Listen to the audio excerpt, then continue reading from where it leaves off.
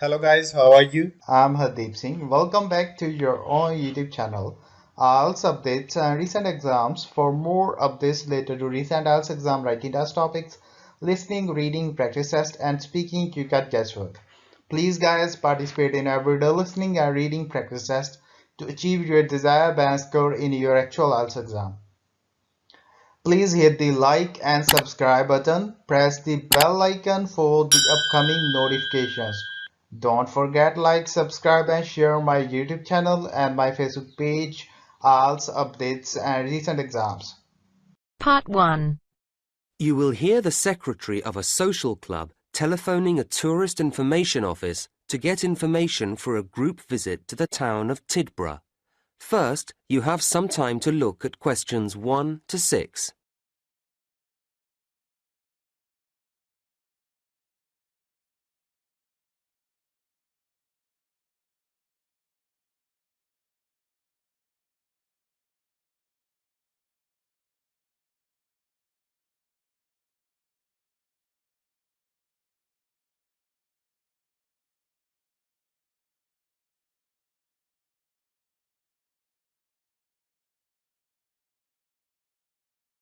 Hello, this is Tidborough Tourist Office, Derek speaking. How can I help you? Good afternoon. My name's Clara Swift. I'm the secretary of a social club and we're planning a visit to Tidborough. Oh, yes. So I'd like to ask you some questions, if I may, to help with our plans. Of course. We're here to help. Now, we're thinking of staying in the youth hostel, as we'll be a group and it's quite cheap. Yes, and comfortable too. But could you tell me how far outside the centre it is? Oh, it's not too bad. It's only 1 kilometre from the station, which is very convenient, and 2 kilometres from the very centre of town. There's a frequent bus service. That doesn't sound too bad. Actually, I've tried phoning them but had no reply. Ah, you can check out everything you need to know if you go to www.cheapstay.com. That's their own site. It's quite new. And you could email them with your requirements directly from it. Well, that sounds good, thank you. We'll be staying in the 3rd week of March. Will there be any special events going on then? Yes, that includes the 22nd, doesn't it? Good. That's when the street festival is held. It's great fun. Lots going on. It's held every year. OK. And when that's finished, if you've any energy left, you and your group might enjoy a concert we're putting on. Is it classical music or rock? Well, quite a mixture, actually. The point is that it's all performed by local musicians, and between them, they'll be playing most things. It sounds a little strange, but I guess it could be interesting. It seems we've chosen a good week to come. Is there anything else on? Oh, yes, indeed. The City Museum, which was recently completely restored, often has interesting exhibitions. There are some weird and wonderful modern paintings at the moment. That's a good exhibition. Then, opening on March the 24th, when you'll be here, it changes to natural history. I'd recommend it. Oh, I've made a note of that. Now, some of our group are quite young, and they may prefer to do things that they feel are more active than walking round museums and so on. What will they be able to do? Throughout March, in fact, the sports centre is going to be closed. But the swimming pool will remain open, and there's the park for general relaxation. That sounds all right. Before you hear the rest of the conversation, you have some time to look at questions 7 to 10.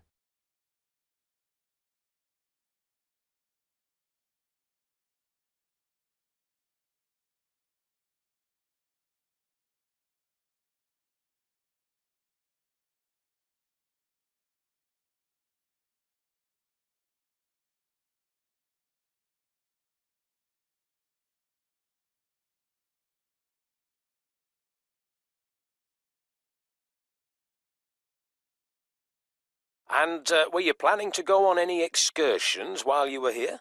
Yes, I was going to ask you. I gather there's a very picturesque train journey out along the coast? The Beach Express. Yes, it's lovely. It's an old-fashioned train. Not an express at all, in fact, but it chugs along, giving you marvellous views. Does it go often? No, it's just a tourist special, really, but it sets off in the morning at 9:30, and it's very popular, so I'd get there no later than 9:15 if I were you. The station opens at 9, so you can get a coffee or something while you wait. It sounds lovely. And for tickets? Well, as I say, it may be crowded at the station, so it's probably more convenient to get them beforehand from us at the tourist office. The youth hostel may sell them too. You'd have to check that. OK, I will, thanks. How much are tickets? £5, although students get 20% off, and if there are more than 10 of you travelling together, you get 15% off, so it's very reasonable. Yes, that's not too bad. And is it a long ride? Not really. I think it's about 3 hours actually in the train. You'll be back for lunch about 4 hours later. It stops twice for half an hour so you can stretch your legs, have a little stroll on one of the beaches. I see. Well, you've been very helpful. Thank you. Not at all. I hope you enjoy your visit. Contact us any time. That is the end of part 1. You now have half a minute to check your answers.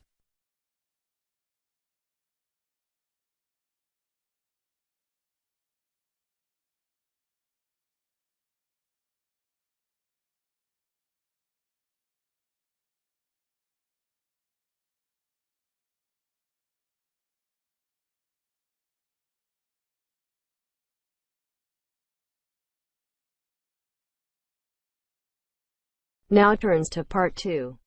You will hear a director of Hawkins, a large department store, giving an introductory talk to a group of temporary staff on their first day at the company.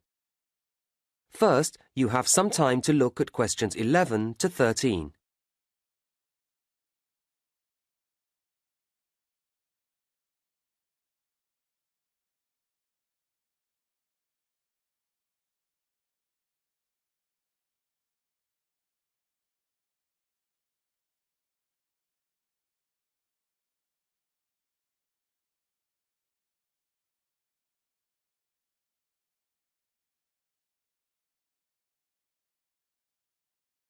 Hello everybody and welcome to Hawkins. I very much hope you will enjoy working here and indeed that some of you may take the opportunity to join our permanent staff. Now, my purpose this morning is to give you a short overview of Hawkins and a few pointers about working here. Then I'll hand over to Celia, Head of Human Resources, to begin the training proper. Right. Now, we've seen quite a mixed history in sales recently at Hawkins. 5 years ago, we saw the beginning of a success period as sales climbed at an exciting rate, but then they went flat again for a few years, although we're delighted that they've recovered in the last year to rise again, so the future looks bright. As a company, we have to watch and be proactive about where these sales are coming from. All of you here will be allocated to different departments, but you may be interested to know where your area stands in relationship to others. Hawkins was traditionally basically a clothing retailer, and clothes remain an important part of our business, but over recent years we've seen that reduce as food and electrical have both grown, leaving us equally balanced on all fronts at the present time. This is a situation we'd be pleased to maintain, although the general increase in food spending is predicted to affect all major players in our sector. Well, that's us. What about you, as temporary staff? Where do you fit in? Any business that operates in a changing climate must rely heavily on contributions from a flexible proportion of its staff, and Hawkins is no exception. Last year, we recruited temporary staff into every department, and this year we've done that again, actually increasing the numbers, and we expect to take on an even higher proportion next year. So you'll be playing an important part in our success. Before you hear the next part of the talk, you have some time to look at questions.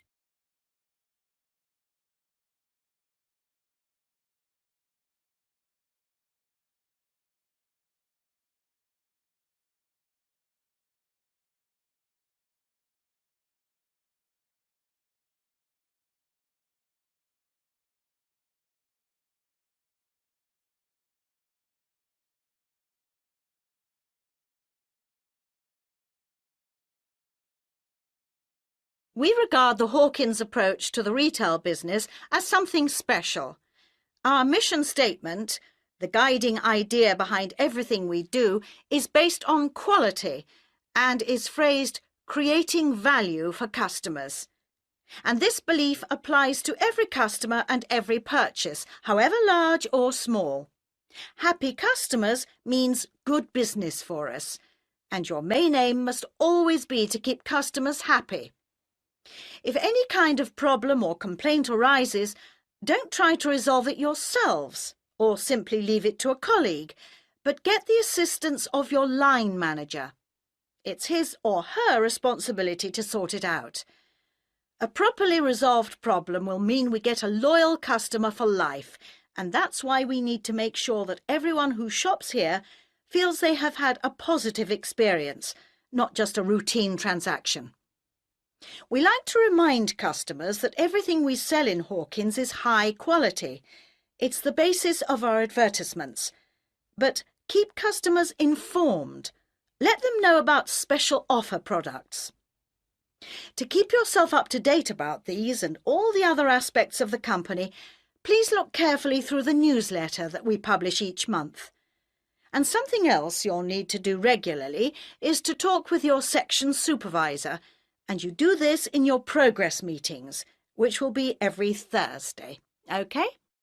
Right, just a few things and then I'll hand over. I think you were all asked for details of your certificates when you filled in your initial application form. Can you make sure that you provide the Human Resources Office with copies of them by the end of the week?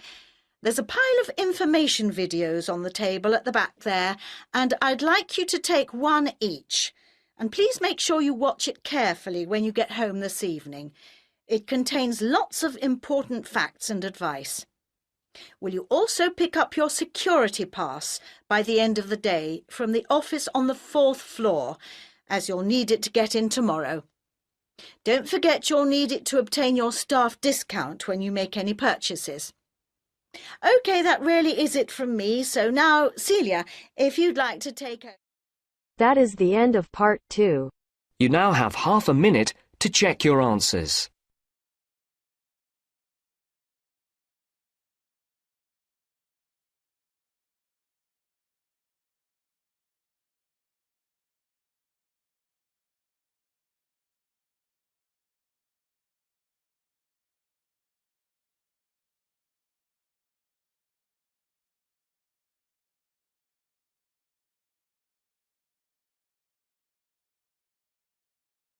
Now turns to part 3. You will hear a talk between a professor and a student. First, you have some time to look at questions 21 to 25.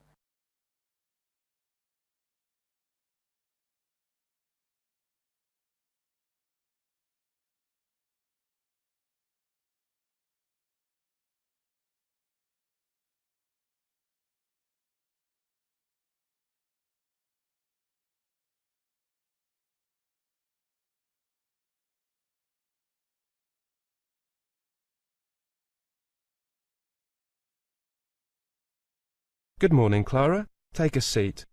Right, I've read your first draft of your project on housing. Well done. Thank you. I know it's only a first draft though, so I'm sure you have some suggestions on how it can be improved. I was very nervous at first because it wasn't my first choice of topic. I had wanted to do something on voting patterns, but getting information, well, it didn't look possible within the time frame. Don't worry. I think that you have made a good choice. Yes, a comparison of the factors influencing house prices. Very topical. Definitely. There seems to be something about housing prices in the newspapers every day. I just wanted to compare the different factors. You know, location, the proximity of facilities such as schools. As I said, a good choice of topic. Now, the first part is very well done. You clearly introduce what you are going to look at, why and how.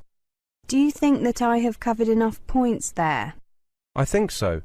Did you have anything else in mind? You know, something else you'd like to cover? Well, a friend suggested that I might include crime rates. Actually, that's a very good idea. You might consider it. It is something that many people take into account, consciously or otherwise. When choosing a place to live, nowadays the police are required to keep quite detailed statistics on crime, and you can get them fairly easily. I mean, it's easy enough to ask for them, but it might take a while for the police to get them to you. OK, I'll make a note of that. Contact police for crime statistics. Before you hear the rest of the talk, you have some time to look at questions 26 to 30.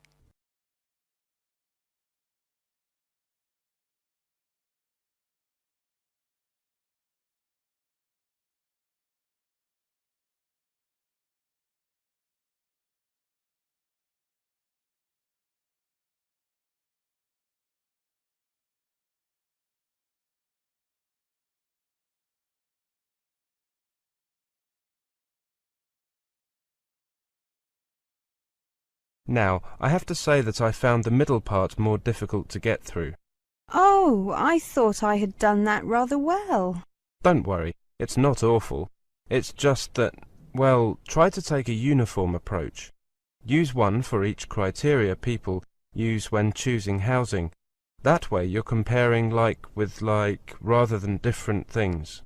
I see. So I should stick with one as far as possible. Yes, that does seem logical. So I don't really need to get more data or write much more. Instead, I need to change. I've got it. It just makes it a lot easier to read. That's the main thing. Yes, of course. How about the conclusion? Based on the information you've provided, I think that you've done very well. You'll have to see if the new information you include changes your conclusion at all. It probably won't make a big difference, but you might see variations in some areas. OK. Do you think that I used appropriate headings? And is the bibliography OK? I know that a lot of professors look long and hard at that, whilst most students think it's unimportant. Yes, professors find the bibliography very useful. It tells us where you are getting your information from and whether those sources are appropriate. Your bibliography is fine, but you might consider changing the format. Here's a printout of the most widely accepted format. You can keep that. Thank you. And the headings? I made a few notes. Here are some suggestions.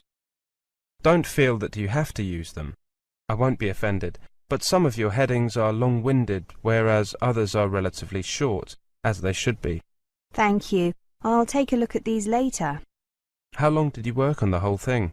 Well, 2 months, perhaps on average of 3 hours a day. Not more than that. Probably 150 hours. That's about what I would recommend. Anything less than 120 hours is going to be detrimental to the project. You'll probably need another 50 hours work on it in total. You've still got a month, so you should manage it easily. Yes, a couple of hours a day. Easy. I'd suggest that you come back to see me in, about, let's say, 3 weeks' time. Then you should be virtually finished, and I can have another look before you do your final proofreading, before handing it in. OK, I'll see you after one of the seminars to make an appointment. Is that OK? Certainly. Thanks, Clara. Thank you, Professor. That is the end of part 3. You now have half a minute to check your answers.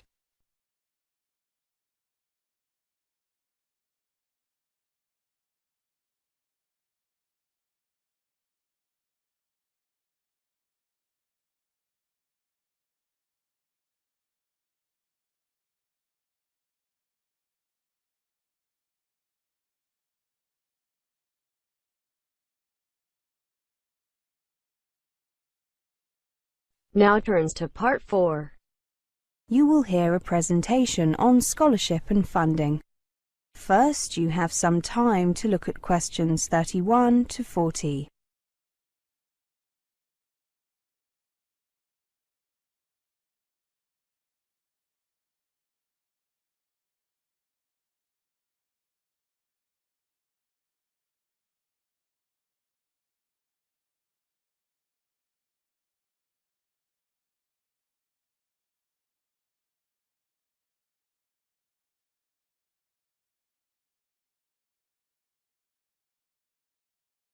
Welcome to this presentation on scholarships and funding. If you are hoping for help with funding your studies in the UK, you need to get working on this as soon as you can. It is almost impossible to make arrangements for financial support once you have left your own country. Start by inquiring with your own Ministry of Education or Department of Education. Your local British Council office can provide details of awards available, including those offered by UK institutions themselves. You'll also find information and a scholarships database on their website. The main scholarship schemes available for international students include British Education Scholarships, Commonwealth Scholarships, Foreign Office Scholarships, and Overseas Students' Research Awards. British Education Scholarships are prestigious awards, enabling talented international students to study in the UK at postgraduate level. Only students studying for at least one academic year are eligible. About 2,000 new scholarships are currently awarded each year, and there are plans to expand the programme further. There are 3 types of scholarship. The first is a full award, where all the fees, a living allowance, and travel to and from the UK are paid for. Then there is a fees-only award, where all or part of the fees are paid.